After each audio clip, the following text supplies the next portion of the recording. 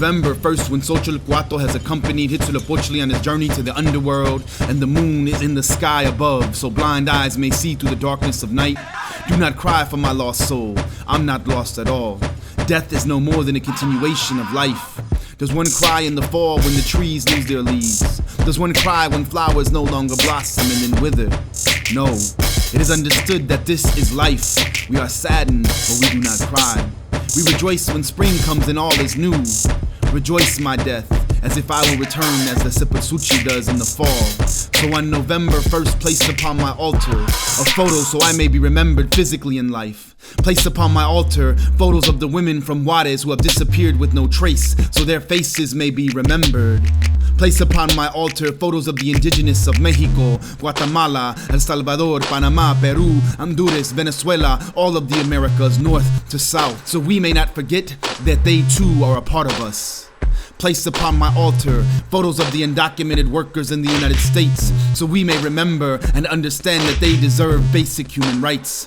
Place upon my altar photos of all of those who have felt the brunt of oppression and refused to break under its yoke, so we may remember those who have struggled, died, and resisted. Yes, on November 1st, place upon my altar beautiful cutout designs of tissue paper, not only for decoration, but to remember the earth that was stolen. Cut them from the stars, the moon, the sun, so we may remember we must be humble in our dependency upon nature. Cut designs from the brightest of colors, place paper of blue to honor the polluted streams, rivers, lakes, and ocean. Place paper of red to remember the earth that was lost by blood. Place white for the clouds, the sky, the air, so it may be clean once again. Place green for the forest, the jungles, and all the plants, so we may use them wisely. On November 1st, place upon my altar all the foods I enjoyed so much in my lifetime. Tacos de carne asada, pastor, tortas, arroz con gandules, tamales, and pan de muerte. On November 1st, place upon my altar 6 candles, not only for the directions of the earth, but for all of those in the world, north, south, east, west, and the heavens, who have starved the starvation of the soul, numbing of the mind, and physical hunger brought about by war, domination, and colonial rule. Place upon my altar not only candles to help guide my way back on my journey, but place candles for those who are blind to injustices brought about by a world market that values product over life. Place upon my altar a candle so that neoliberals of the world may see that communities have a right to exist. Place an olive branch for those in Palestine that have resisted those forces at every moment. And place upon my altar tequila, Heineken, Coronas, needles, and crack pipes. Place blunts and squares and pills and lines, so we may not forget what was created to destroy our physical being. So we may not forget those who have felt that they cannot go on. For those souls that have found hope by escaping what is real. Place upon my altar pain and addiction, and remember that we all one day may feel both. Place upon my altar a pen, not only because I like to write, but for those who cannot. Place upon my altar books, not only because I like to read, but those who have never had a chance to learn how. Place upon my altar skulls of sugar, not only to greet death with a smile, but to remember those who did not have a chance to live and passed on from curable diseases. To remember that too often money for medicine is worth more than human life.